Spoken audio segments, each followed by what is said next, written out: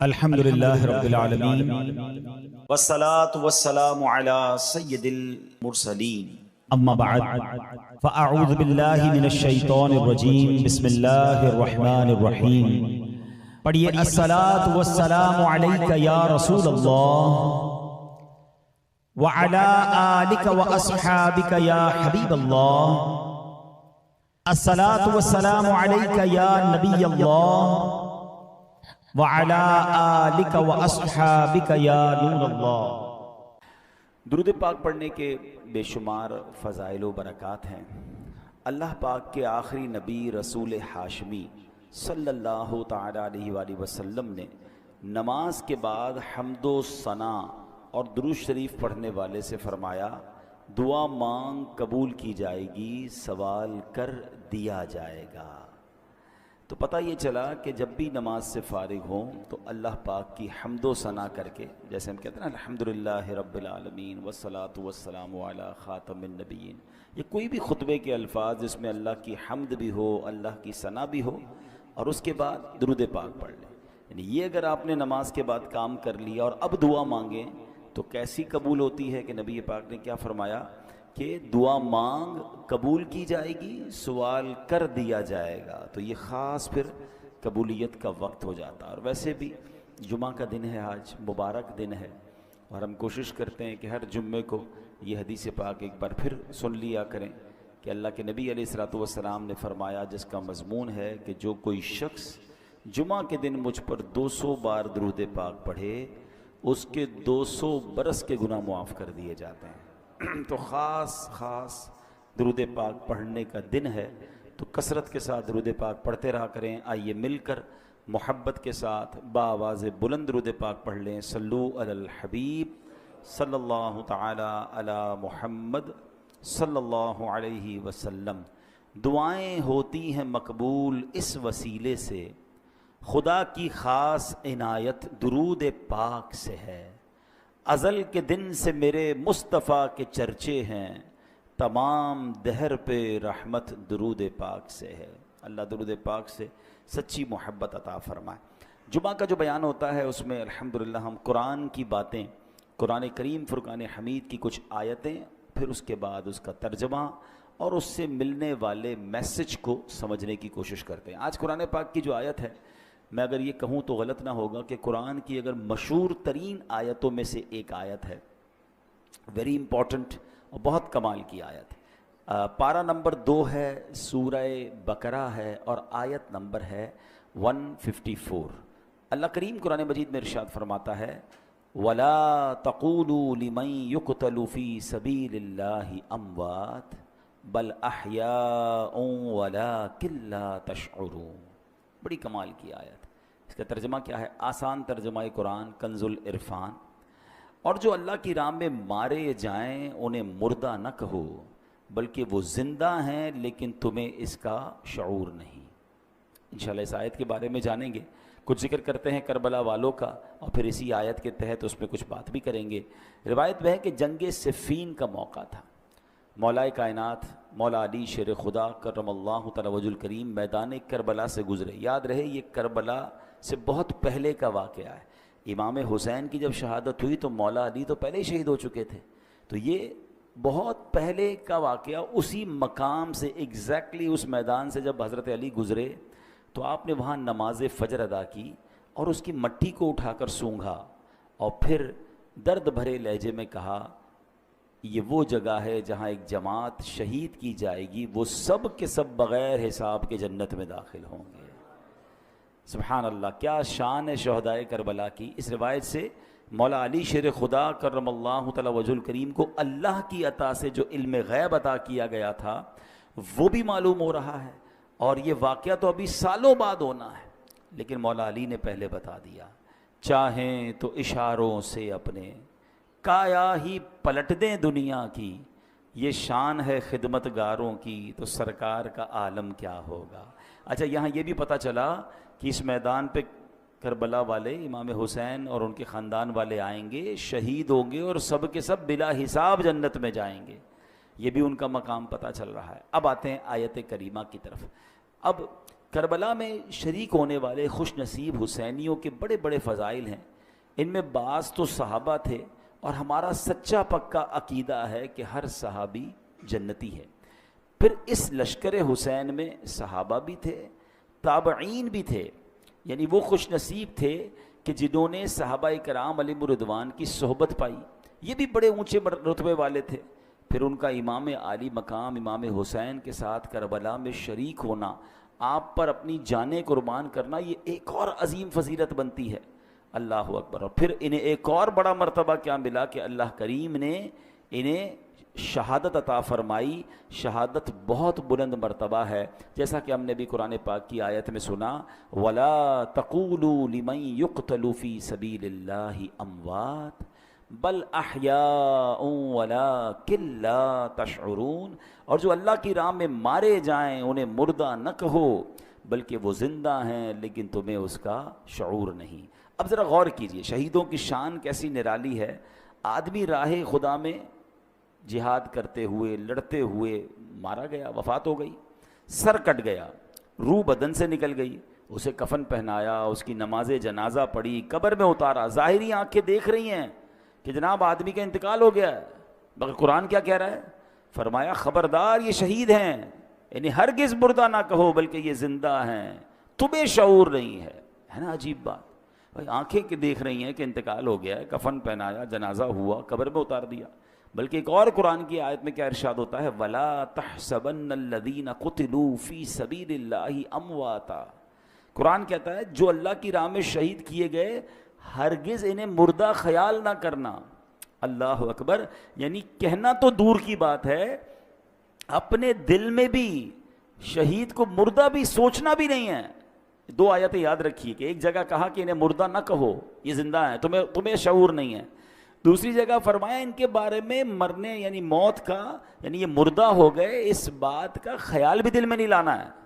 اللہ اکبر. کیوں؟ کیونکہ یہ دنیا سے چلا گیا ہے، اللہ پاک کے ہاں اب بھی زندہ ہے، اسے رزق دیا جاتا ہے. اب ذرا آگے چلتے ہیں. ڈاکٹر اقبال نے ایک سمجھ لے کہ بہت پیاری تشریح زندگی کی ہے. وہ لکھتے ہیں برتر از اندیشہ سود و ضیاء ہے زندگی، ہے کبھی جاں کبھی تسلیم جاں ہے زندگی. مطلب کیا ہے کہ یعنی زندگی نفع و نقصان سے بڑھ کر کوئی چیز ہے. سانسیں لیتے رہنا بھی زندگی ہے اور اللہ پاک کے نام پر سر قربان کر دینا بھی زندگی ہے. موت کو سمجھے ہیں غافل اختتام زندگی، موت کو سمجھے ہیں غافل اختتام زندگی، ہے یہ شام زندگی صبح دوام زندگی. یعنی یہ غافل لوگ سمجھیں کہ بھئی موت ہو گئی تو زندگی ختم ہو جائے گی. نہیں، بلکہ موت زندگی کا اختتام نہیں ہے. ہاں، موت ایک موڑ ہے جہاں سے بندہ فانی زندگی سے نکل کر دائمی اور حقیقی زندگی کا آغاز کرتا ہے. اور یہی ہمارا عقیدہ ہے. ہم اس دنیا میں ایک فانی زندگی گزارنے آئے ہیں. اصل تو جو دائمی ہماری زندگی ہے، ہمیشہ رہنے والی زندگی ہے، جو لمبا عرصہ رہنا ہے، وہ تو آخرت کا ہے. یہاں تھوڑا ٹائم آئے ہیں. پرابلم پتہ کیا ہے کہ ہم اس تھوڑے ٹائم کی فکر زیادہ کر رہے ہیں اور جو بڑا ٹائم ہے اس کی فکر چھوڑ دی ہے. مثال کے طور پہ آپ دیکھیں نا کہ کچھ لوگوں سے پوچھا جائے کہ یار میں نے ایک جگہ، اب مثال کے طور پہ آپ جاتے ہیں کہیں ٹریول پہ جاتے ہیں 1 مہینے کے لیے، 15 دن کے لیے، تو آپ 15 دن 1 مہینے کے لیے جا کر وہاں گھر تو نہیں خریدتے نا. آپ کرائے کا گھر لے لیں گے، آپ ہوٹل میں رہ لیں گے، ٹھیک ہے نا. 1-2 بیگ ساتھ لے جائیں گے، پورا گھر اٹھا کے تو نہیں لے جائیں گے. کیوں؟ آپ کہیں گے واپس تو یہیں آنا ہے نا. اصل تو میرا گھر یہ ہے، میں تو ٹریولر کی حیثیت سے بندہ کرائے کے گھر میں زیادہ خرچ نہیں کرتا. کہتا ہے گھر کرائے کا ہے، اتنا سارا اس کے اوپر لگا دوں گا، میرا تھوڑی ہے، میرے تو چھوڑ کے چلے جانا ہے، کچھ عرصے کے لیے آیا ہوں. کراچی میں بھی کچھ لوگ ایسے ہوتے ہیں جو دیگر شہروں سے جاب کرنے آتے ہیں، کاروبار کرنے آتے ہیں، مگر اصل ان کا دھیان کیا ہوتا ہے کہ میری فیملی گاؤں میں ہے یا فلاں علاقے میں ہے، میں نے وہاں جانا ہے، میں نے گھر بھی بنانا ہے تو وہاں بنانا ہے، کیونکہ میرا مستقل ٹھکانہ یہ نہیں ہے. دنیا میں یہ ساری لاجک سمجھ آتی ہیں، مگر یہ کیوں نہیں سمجھ آتا کہ ایکچولی یہ پوری دنیا ہی میرا ٹھکانہ نہیں ہے. میں یہاں مسافر کی حیثیت سے ہوں. کوئی 50 سال کے لیے آیا ہے، کوئی 60 سال کے لیے آیا ہے، کوئی 70 سال کے بعد چلا جائے گا. ماں باپ کی دعا لگ گئی تو 80-100 سال اس کے بعد تو چلا ہی جائے گا نا. وہاں 25-50-100 سال کی کہانی نہیں ہے. ذرا سمجھیے، حضرت آدم سے لے کر آج تک لوگ قبروں میں جا رہے ہیں. کہاں ہیں وہ؟ بتائیے نا، کہاں ہیں؟ قبروں میں ہے نا. ہزاروں سال ہو گئے, ہزاروں سال سے قبر میں ہے کوئی بندہ. تو بتاؤ دنیا میں تو 60-70 سال رہا, قبر میں ہزاروں سال سے ہے, تو اس کا مطلب بڑا ٹھکانہ تو قبر تھا. گھر کی فکر زیادہ ہونی چاہیے تھی, قبر کی زیادہ ہونی چاہیے تھی. میں اور آپ مریں گے, وی ڈونٹ نو کہ کب تک قیامت آئے گی. بھائی پتہ نہیں 500 سال, 1000 سال, 2000 سال میں نے قبر میں رہنا ہے. اور قبر ایک باکس کا نام نہیں ہے. یہ غیر مسلموں کا عقیدہ ضرور ہوتا ہوگا کہ جناب بندہ قبر میں جائے اور اس کے بعد اس کا فنش سب ختم. نہیں, ہمارا ایمان ہے کہ قبر میں حساب سوال بھی ہوں گے, قبر میں جناب عذاب اور جزا ہوگی. نبی پاک علیہ الصلوۃ والسلام نے واضح طور پر فرمایا, میرا ایمان, میں نے کلمہ پڑھا اپنے نبی علیہ السلام کا, ان کا فرمان میرے لیے آخری دلیل. میرے آقا فرماتے ہیں جس کا مضمون ہے قبر 2 طرح کی ہوتی ہے. قبرستان جاتے ہیں نا, قبرستان میں اوپر سے قبریں ایک جیسی دکھتی ہیں. ہاں, وہ ایک جملہ ہے نا محاورہ, قبر کا حال مردہ جانتا. بالکل ٹھیک ہے. آپ مثال کے طور پہ ڈیفینس میں چلے جائیں یا کسی ایسی سوسائٹی میں جائیں کہ جس سوسائٹی میں سوسائٹی والوں نے ایک جیسے بنگلے بنائے ہوں, تو آپ کیا کہیں گے, یار بنگلے دیکھ کے تو پتہ ہی نہیں چلتا اندر امیر کون ہے غریب کون ہے. پاکستان میں تو خیر اب ہر اسٹائل کا گھر دیکھ کر اندازہ ہو جاتا ہے. اگر آپ UK جائیں یا بیرون ملک میں, کئی ایسے ملک ہیں جہاں سب گھر ایک جیسے ہوتے ہیں, اندر رہنے والے کا پتہ ہی نہیں چلتا کہ اس میں سے امیر کون ہے غریب کون ہے, کیونکہ سب کے گھر ایک جیسے ہیں. بالکل اسی طرح قبرستان ہوتا ہے, سب کی قبریں اوپر سے ایک جیسی دکھتی ہیں, مگر ہمیں نہیں پتا کہ کس کی قبر میں عذاب ہو رہا ہے, کس کی قبر جنت کا باغ بنی ہوئی ہے. میرے نبی علیہ الصلوۃ والسلام نے فرمایا نا کہ قبر 2 طرح کی ہوتی ہے. دیر از نو تھرڈ آپشن. ہاں, ایک اور بات سمجھیے, کراچی کی بات کر لیتے ہیں. کراچی میں رہنے کے کتنے سارے آپشنز ہیں, کتنی ساری کیٹیگریز بنتی ہیں. اگر غور کریں, کچھ لوگ ہیں جو روڈ پہ سوتے ہیں, غریب ہیں بیچارے, گھر نہیں ہیں. ایسے بھی آپ کو لوگ کراچی میں ملیں گے. کچھ لوگ ہیں جو بیچارے جھونپڑیوں میں رہتے ہیں, ان سے اوپر ہیں مگر بہت غریب ہیں, بیچارے جھونپڑیاں بنا کے رہتے ہیں. اور اوپر جائیں تو کچھ لوگ ہوں گے جو غریب علاقوں میں رہتے ہیں, جس کو ہم لوور کلاس کہتے ہیں. ٹھیک ہے, پھر اس کے بعد اس سے تھوڑا سا بہتر علاقہ آ جائے گا تو اس کو لوور مڈل کلاس کہتے ہیں. ٹھیک ہے, پھر اس کے بعد مڈل کلاس کے علاقے آتے ہیں. اوپر چلیں تو اپر مڈل کلاس ہے, پھر اس کے بعد اپر کلاس ہے, اور آگے جائیں تو کہتے ہیں ایلیٹ کلاس ہے. یہ کتنے کیٹیگری بن گئی ہیں. کراچی میں میرے حساب سے 15 لاکھ کے گھر میں بھی کوئی رہتا ہے اور 150 کروڑ کے گھر میں بھی کوئی رہتا ہوگا. کتنا فرق ہے نا. تو کیٹیگریز ہیں, مگر قبر میں 2 ہی کیٹیگریز ہیں, یہ سمجھنا ہے. نبی پاک نے فرمایا 2 کے علاوہ تیسری نہیں ہے. 2 قبر 2 طرح کی ہوتی ہے. اب میں نے اور آپ نے چوز کرنا ہے اسی زندگی میں لائف اچھی گزار کر کے ان 2 میں سے کون سی کیٹیگری میں جانا ہے. آقا فرماتے ہیں یا تو جنت کے باغوں میں سے ایک باغ ہوتی ہے, یا تو دوزخ کے گھڑوں میں سے ایک گھڑا. اب پلیز اس بات کو ریئلائز کیجئے, میں ادھر ہمیشہ نہیں رہوں گا. میرا پہلا ٹھکانہ قبر ہے, وہ تو اچھی بنے, 2 میں سے ایک ہی بنے گی نا, یا تو جنت کا باغ یا جہنم کا گھڑا. فیصلہ کیسے ہوگا؟ فیصلہ اس لائف سے ہوگا کہ جو دنیا میں 50 60 70 سال گزار کر لائے, وہ ایسی گزاری کہ اللہ راضی, اس کے حبیب راضی, تو پھر تو جنت کے مزے ہیں قبر میں, پھر تو ٹینشن ہی نہیں ہے. حدیث پاک کے ایک الفاظ ہیں بڑے پیارے ہیں کہ جب اللہ کا نیک بندہ قبر میں جاتا ہے نا, جیسے رب راضی ہو, تو پتہ ہے اس کو فرشتے آ کے کیا کہتے ہیں, نم کا نومۃ العروس, سو جا کہ جیسے دلہن سوتی ہے, سکون سے. ہاں, جنت کی کھڑکی کھل جائے اور وہ مزے میں.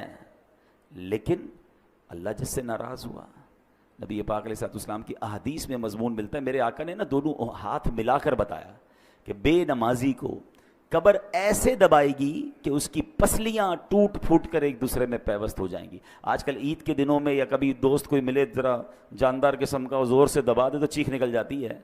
تو جب قبر دبائے گی نا تو نبی پاک نے یہ فرمایا.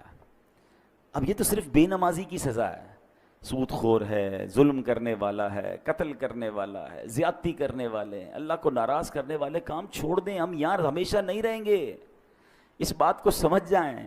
میں پھر یہ شعر سناتا ہوں, کیا کمال کی بات ہے, اللہ کرے سمجھ آ جائے. موت کو سمجھے ہے غافل اختتام زندگی, ہے یہ شام زندگی صبح دوام زندگی. اصل زندگی تو اس زندگی کے بعد شروع ہونی ہے. میں یہاں, اچھا میں اور آپ یہاں پر آئے پھر کیوں ہیں بھائی؟ ہم ایک ٹیسٹ دینے آئے ہیں. Please try to understand. آپ سب نے ٹیسٹ دیے ہوں گے, آپ میں سے کوئی اسکول کا ٹیسٹ دیا ہوگا, کسی نے مدرسے کا دیا ہوگا, کسی نے کالج کا دیا ہوگا. ٹیسٹ روم میں ہمارا فوکس کیا ہوتا ہے؟ پیپر ٹھیک ہو جائے ہیں. کوئی اور کام نہیں کرتے, ادھر جا کے کوئی سوتا نہیں ہے تکیہ لے کے کہ بھائی چلو 3 گھنٹے کا پیپر ہے 2 گھنٹے سو جاؤں اور اس کے بعد آدھا گھنٹہ کھیل کود کر لوں, آخری آدھا گھنٹہ دیکھ لوں گا, اتنی دیر میں تو گھنٹہ بچ جائے گا, چلو بھائی پیپر واپس کرو. ایگزیکٹلی زندگی ایسی ہی ہے. اور میں نہیں کہہ رہا میں کو قرآن کی آیت سناؤں گا, اور تقریباً وہ آیت سناؤں گا جو آپ سب نے کئی بار سنی ہوگی. وہ کون سی آیت ہے؟ اللہ قرآن میں فرماتا ہے الذی خلق الموت والحیات لیبلوکم ایکم احسن عملا. کچھ سنی لگ رہی ہے نا, یہ سورہ ملک میں آیت ہے. اللہ کیا فرماتا ہے؟ ہم نے موت اور زندگی کو اس لیے پیدا کیا کہ دیکھیں تم میں سے کون اچھے عمل کر کے آتا ہے. یعنی اٹ مینس مجھے اور آپ کو بھیجا گیا ہے, اور اب واپس جب جائیں گے نا تو پھر چیک کیا جائے گا کہ کون اچھے عمل کر کے لایا. دیٹ از دا ریزن, اس لیے آیا ہوں میں یہاں پر. نہیں مگر یہاں تو قبر کی فکر ہی ختم, موت کی تو بات ہی کوئی نہیں کرتا نا. مرنے کی بات نہ کرو بھائی, کوئی اور بات کرو. پلاننگ بتاؤ اگلے 5 سال بعد کیا کرنا ہے, 10 سال بعد کیا کرنا ہے, اگلا فیوچر کیا ہوگا, دنیا میں کیا دیکھنا ہے. اچھا میرے اللہ نے دنیا بھی بڑی اچھی بنائی ہے, ہمیں دنیا میں انجوائے کرنے سے منع نہیں کیا, ہمیں کھانے پینے گھومنے پھرنے فیملی کو ٹائم دینے سے منع نہیں کیا, مگر اس میں کنڈیشن ایک ہی رکھی گئی ہے, یہ سب کام کرنے ہیں حرام کام سے بچ کر. بچوں کو کھلائیں اس کا ثواب ہے, فیملی پہ خرچ کریں اس کا ثواب ہے, بچوں کو خوش کریں اس کا ثواب ہے, اپنے دوستوں کو کھانا کھلائیں اس کا بھی ثواب رکھا گیا. مگر نیت کیا ہے؟ تفاخر کی, غرور کی, پراؤڈ کی, لوگوں پر روب جمانے کی نہیں. نیت اللہ کی رضا. پھر اس کے بعد حرام کام اس میں ایڈ کر دیتے ہیں ہم. بچوں کو کھلاتے کھلاتے بچوں کو حرام جگہ پہ لے جاتے ہیں, بچوں کو خوش کرتے کرتے ان کو سنیما لے جاتے ہیں. خوش کریں نا, کس نے بنا کیا ہے, لیکن حرام چیزوں سے بچیں. تو ایسی بہت ساری ڈیٹیل ہے, لیکن میں نے بس چلے, میرا موضوع چونکہ آج شہید ہے, لیکن بات چلی تو میں اس طرف لے گیا کہ مجھے اور آپ کو بھی جس طرح دنیا میں اپنے گھر کی فکر ہے, جس طرح دنیا میں رہنے کے کل کیا ہوگا, سال بعد کیا ہوگا, 5 سال بعد کیا ہوگا, سوچتے رہتے ہیں. تو یار یہ تو سوچو قبر میں کیا ہوگا, وہاں سوالات کے جوابات دے سکوں گا کہ نہیں, میری قبر جنت کا باغ بنے گی کہ نہیں. اچھا قبر پہ ہی معاملہ ختم تھوڑی ہے, قبر کے بعد تو پھر محشر کا دن ہے, اور پھر آگے جنت اور دوزخ کا فیصلہ ہے. لیکن بڑی خوبصورت بات علماء فرماتے ہیں, قبر پہلی منزل ہے. جو ادھر کامیاب ہو گیا نا وہ آگے بھی کامیاب, یعنی پہلا ٹیسٹ پاس ہو گیا ہے تو آگے بھی خیر ہے. ادھر ہی پھنس گیا. حضرت عثمان غنی رضی اللہ تعالیٰ عنہ کتنی عظیم ہستی ہیں, آپ عشرہ مبشرہ میں سے ہیں, ذوالنورین ہیں, قطعی جنتی ہیں, نبی پاک سے کئی بار جنت کی بشارت سنی ہے. مگر جب قبرستان جاتے تھے نا تو زارو کتار روتے تھے, داڑھی آنسوؤں سے تر ہو جاتی تھی.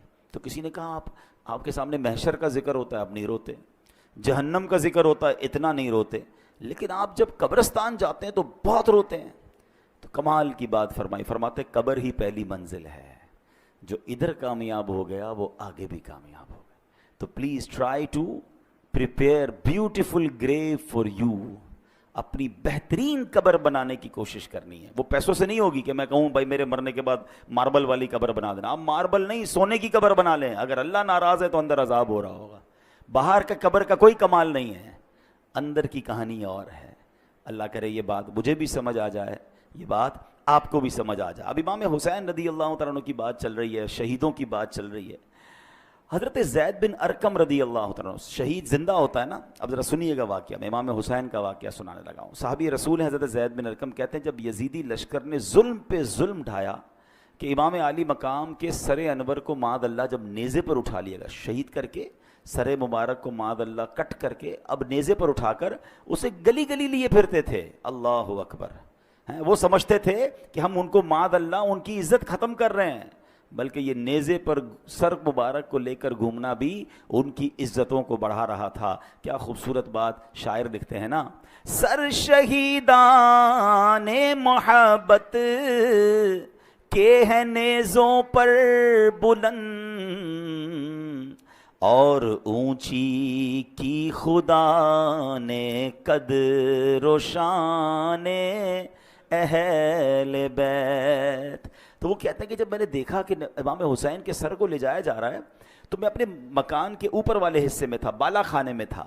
تو بدبخت یزیدی جب حضرت امام حسین کے سر انور کو لے کر جا رہے تھے نا, تو میں نے امام حسین کے منہ مبارک سے یعنی سر سے تلاوت کی آواز سنی اور آپ یہ آیت پڑھ رہے تھے سورہ کہف کی، ام حسبت ان اصحاب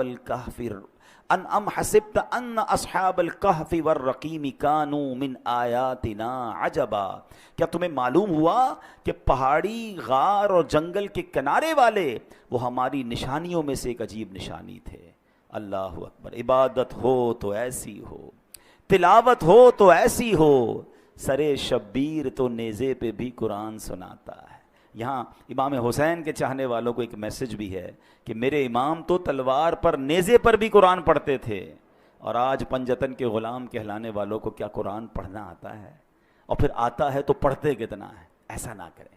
حسینی طریقہ یہ ہے کہ ہم روز جو ہے قرآن پاک کی تلاوت کریں۔ عرب کے کسی عقل مند نے بڑی پیاری بات کہی، لکھتا ہے ان الناس یعیشون و یموتون لیکن الشہداء یعیشون و یعیشون، کہتے ہیں انسان جیتے رہتے ہیں پھر مر جاتے ہیں، مگر شہید جیتے ہیں پھر شہید ہو کر ہمیشہ کی زندگی کو پا لیتے ہیں۔ تو شہیدوں کا مرتبہ تو بڑے کمال کے ہیں۔ اللہ اکبر۔ علماء کہتے ہیں کہ شہید کیوں کہا جاتا ہے، لفظ شہید کیوں کہا جاتا ہے، تو کہا کیونکہ شہید زندہ ہوتا ہے اور اس کی روح ہمیشہ حاضر رہتی، کیونکہ شہید کے جو لفظی معنی ہے نا وہ ہے حاضر کے، ٹھیک ہے، حاضر، موجود، گواہ، یہ شہید کے ایگزیکٹلی معنی ہے۔ تو جو اللہ کی راہ میں شہید ہوتے ہیں ان کو شہید کیوں کہتے ہیں؟ فرمایا کہ شہید تو زندہ ہوتا ہے، اس کی روح ہمیشہ حاضر ہی رہتی ہے، لہٰذا اسے شہید کہا جاتا ہے۔ ایک وجہ فرمائی کہ اللہ پاک اور فرشتے اس کے جنتی ہونے کے گواہ ہو جاتے ہیں، اس لیے اس کو شہید کہا جاتا ہے۔ جیسے اس کی روح نکلتی ہے، جنتی انعامات دیکھ لیتی ہے، یہ روح نکلتے وقت صرف رحمت کے فرشتوں کو دیکھتا ہے، عذاب کے فرشتوں کو نہیں دیکھتا، اور شہید کے لیے فرشتے اس کے اچھے خاتمے کے گواہ ہوتے ہیں، اس لیے اس کو شہید کہا جاتا ہے۔ اللہ اکبر۔ مفتی احمد یار خان نعیمی رحمۃ اللہ تعالی علیہ نے اس کی بڑی پیاری وجہ لکھی، وہ فرماتے ہیں دیگر مسلمان قیامت کے دن حساب کتاب سے فارغ ہو کر جنت میں پہنچیں گے، اس سے پہلے کہ ان کی قبر میں جنت کی ایک کھڑکی کھولی جاتی ہے، مگر شہید وہ خوش بخت ہے کہ روح نکلتے ہی وہ ڈائریکٹ جنت میں پہنچ جاتا ہے، وہاں کی سیر بھی کرتا ہے، وہاں کے رزق بھی کھاتا ہے۔ تو یہ مرتبہ ہوتا ہے شہید کا۔ اور شہید سے اللہ کریم جب قیامت کے دن پوچھے گا نا کہ اور تمہیں کچھ چاہیے، تو کہیں گے یا اللہ تو نے جنت کی سیر کی اجازت دی ہے، ہم جنت کا نعمتیں کھاتے ہیں، اور کیا چاہیے؟ اور کچھ چاہیے؟ جب 3 بار سوال ہوگا، اللہ اکبر، تو پھر شہید کہے گا کہ یا اللہ مجھے واپس بھیج دے، میں پھر تیری راہ میں شہید ہونا چاہتا ہوں۔ شہادت کا مرتبہ اور اس کا لطف اور اس کا مزہ یہ ہے کہ بندہ پھر شہید ہونا چاہتا ہے۔ تو یہ ہے شہیدوں کا مرتبہ اور کمال۔ اے میرے پیارے اسلامی بھائیوں، اب نبی پاک علیہ الصلوۃ والسلام ایک بار ممبر پر خطبہ ارشاد فرما رہے تھے۔ ایک صحابی حاضر ہوئے، یا رسول اللہ صلی اللہ علیہ وسلم، اگر میں ثواب کی امید پر راہ خدا میں لڑوں، بہادری بھی دکھاؤں، پیٹھ پھیر کر نہ بھاگوں، آخر شہید ہو جاؤں، تو کیا میرے سارے گناہ بخش دیے جائیں گے؟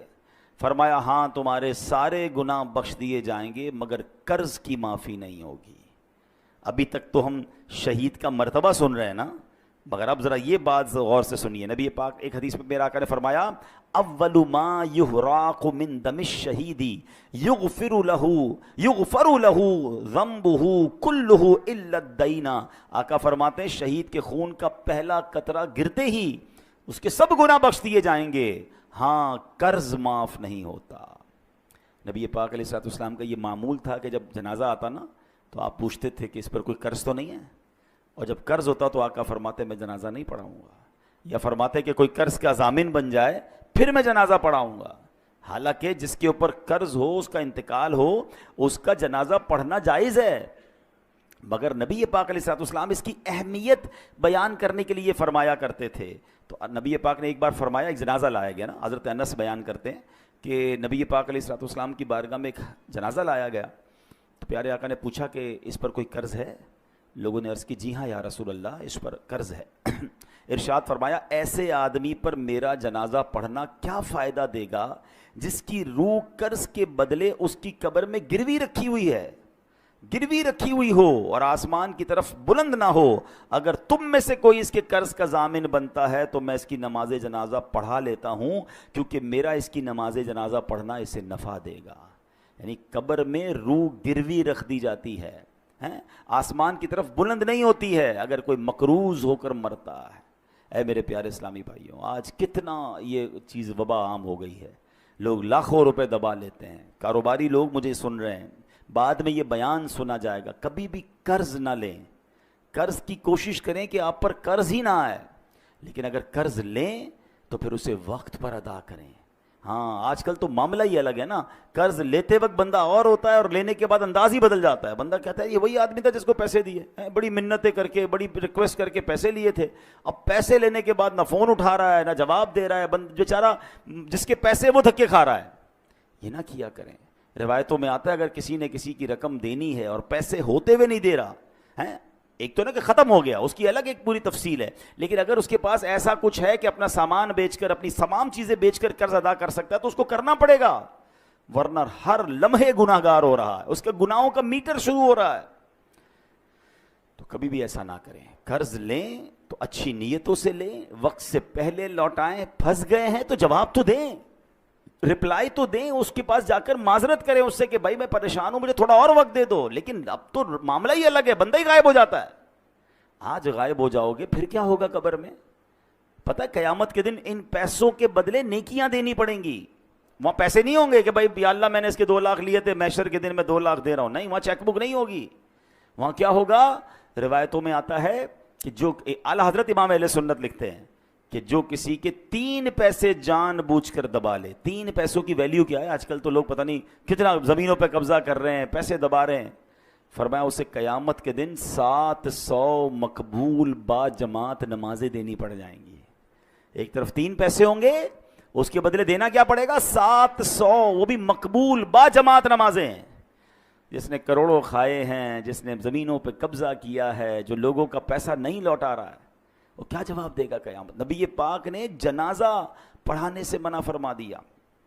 اے میرے پیارے اسلامی بھائی، نبی پاک نے ارشاد فرمایا جن گناہوں سے اللہ پاک نے منع کیا ہے ان میں سے رب کریم کے نزدیک سب سے بڑا جرم یہ ہے کہ انسان قرض لے کر مرے جس کی ادائیگی کے لیے مال نہ چھوڑے، تو یہ نہ کیا کرے۔ ہاں اب ایک اور پرابلم، پیسے لیے کاروبار میں تو چلتا رہتا ہے، بھائی کسی کا کریڈٹ ہے، کسی کا ڈیٹ ہے، میں نے کسی کو پیسے دینے ہیں، کسی سے لینے ہیں، لیکن اس کو اچھی طریقے سے لکھت پڑھت کریں، وقت پر پیسے دیا کریں، اور اگر آپ کو لگتا ہے کہ ابھی جس کو دینے وہ نہیں مل رہا یا آگے پیچھے ہو گیا تو اس کو وصیت کر کے جائیں، اپنے بچوں کو بتا کر جائیں۔ کسی کا انتقال ہوتا ہے، اگلے لوگ پریشان ہو جاتے ہیں کہ یار اس نے کسی کو گھر میں بتایا نہیں میرے پیسے ہیں۔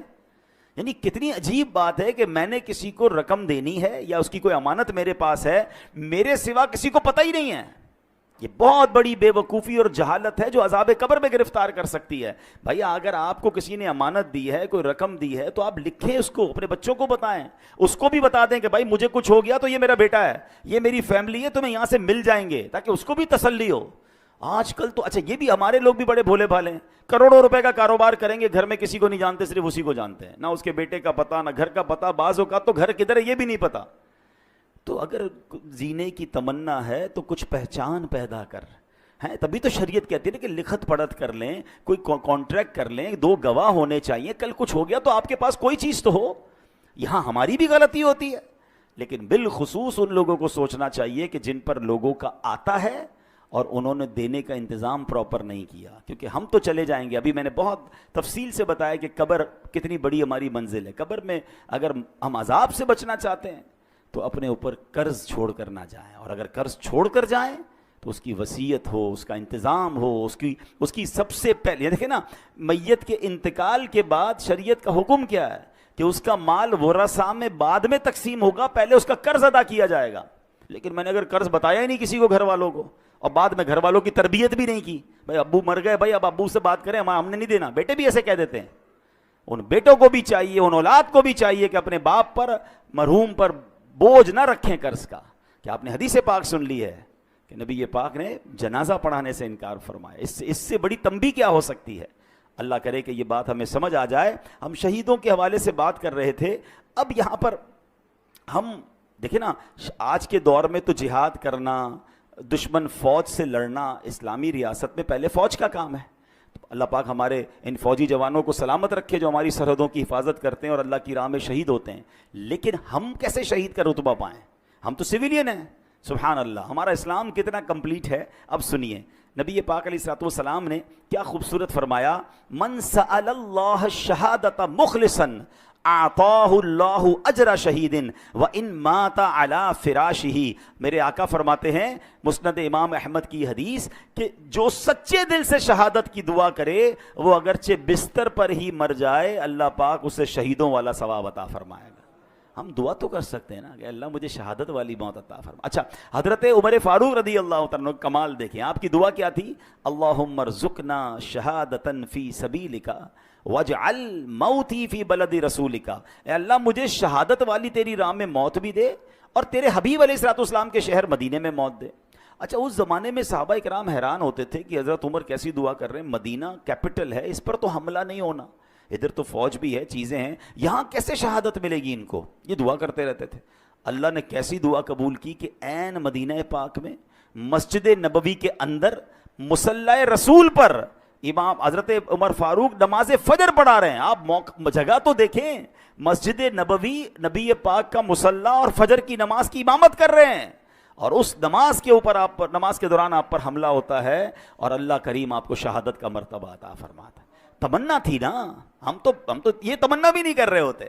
تو شہید، اگر شہادت کا رتبہ، ہم دعا کریں اللہ سے، اللہ پاک کریم ہے، ہمیں موقع مل سکتا ہے. اسی طرح بہت خوبصورت ایک حدیث ہے، حضرت عبداللہ ابن عمر سے روایت ہے کہ رسول ذیشان مکی مدنی سلطان صلی اللہ علیہ وسلم نے فرمایا جو چاشت کی نماز پڑھے، ہر مہینے 3 روزے رکھا کرے، سفر ہو یا حضر، یعنی سفر میں ہو یا گھر پہ ہو، کسی حال میں بھی نماز وطر نہ چھوڑے، اس کے لیے شہید والا ثواب لکھ دیا جاتا ہے.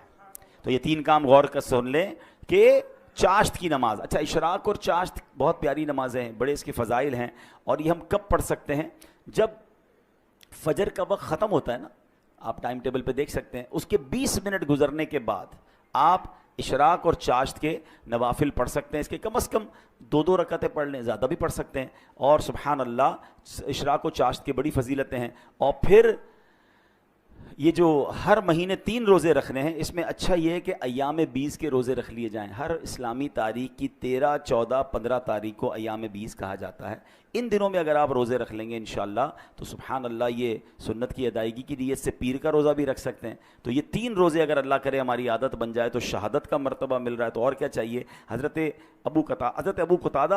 ابو قتادہ انصاری رضی اللہ تعالیٰ عنہ فرماتے ہیں نبی پاک علیہ الصلوۃ والسلام سے ہر پیر کے روزے کے بارے میں عرض کیا گیا کہ حضور آپ پیر کا روزہ رکھا کرتے ہیں، تو ارشاد فرمایا اسی دن میری ولادت ہوئی اور اسی دن مجھ پر وحی نازل ہوئی تھی. تو بہرحال اللہ کریم ہمیں ان نیکیوں پر عمل کرنے کی توفیق عطا فرمائے. اور آج جو ہم نے شہادت کے بارے میں سنا، اس کے بارے میں بھی، پھر قبر کے بارے میں ہم نے سنا کہ قبر کی تیاری کیسے کرنی ہے، پھر ہم نے قرض کے بارے میں سنا کہ قرض کے معاملات پر کتنا خیال رکھنا ہے. زندگی کا ایک اصول بنا لیں کہ میرے اوپر، میری ذات پر کسی کا کچھ رہ نہ جائے، جو بھی ہے ڈھونڈ کر تلاش کر کے اس کو پہنچائیں. دیر ہو گئی ہے تو معافی دنیا میں مانگ لیں، کیونکہ آخرت میں ہم حساب نہیں کر سکیں گے. اور ہم نے ایک اور چیز دیکھی ہے کہ جس کسی نے کسی کے پیسے کھائے ہیں، مال دبایا ہے، دنیا میں بھی اسے برباد ہوتے دیکھا ہے، اور جس کا کھایا گیا ہے نا، ہم نے حیرت انگیز طور پر ایسا دیکھا ہے کہ اللہ نے اس سے زیادہ اسے عطا فرما دیا ہے. تو مظلوم کی مدد غیب سے ہوتی ہے، ظالم برباد ہوتا ہے. اللہ ہمیں یہ سوچ نصیب فرمائے. اور یہاں پر ایک آخری بات کر کے اپنی گفتگو ختم کرتا ہوں کہ ہم نے قرآن کی آیت سے اپنے بیان کو شروع کیا تھا کہ اللہ کی راہ میں شہید ہونے والے کو مردہ نہ کہو، تمہیں شعور نہیں ہے وہ اللہ کی بارگاہ میں زندہ ہیں. تو اب ذرا ٹیکنیکلی اور لاجیکلی سمجھ لیں کہ اگر کسی نبی کا امتی شہید ہو جائے، ٹھیک ہے، وہ شہید ہو جائے تو وہ اللہ کی بارگاہ میں زندہ ہے، تو پھر نبی کی جو زندگی ہے اس کا عالم کیا ہوگا. وہ تو اس امت کے بھی آقا ہیں. تو سبحان اللہ احادیث میں بھی یہ مضمون ملتا ہے کہ اللہ نے زمین پر حرام قرار دیا ہے کہ وہ انبیاء کے جسموں کو کھائے. انبیاء حیات ہوتے ہیں اور وہاں انہیں رزق دیا جاتا ہے. یہ کمال ہے اللہ کی عطاؤں سے. تو بہرحال آج قرآن و حدیث کے ذریعے ہم نے یہ شہید کے فضائل سنے ہیں. اللہ کریم ہمیں بھی ایمان اور عافیت کے ساتھ اے کاش مدینہ منورہ میں شہادت کی موت نصیب فرمائے. آئیے حضرت عمر فاروق اعظم رضی اللہ تعالیٰ عنہ کی اسی دعا پر اپنے بیان کو اختتام سلام کرتے ہیں، آپ چاہیں تو مل کر آمین کہہ دیجئے گا۔ اللہم ارزقنا شہادتن فی سبیلک واجعل موتنا فی بلد حبیبک صلی اللہ تعالی علیہ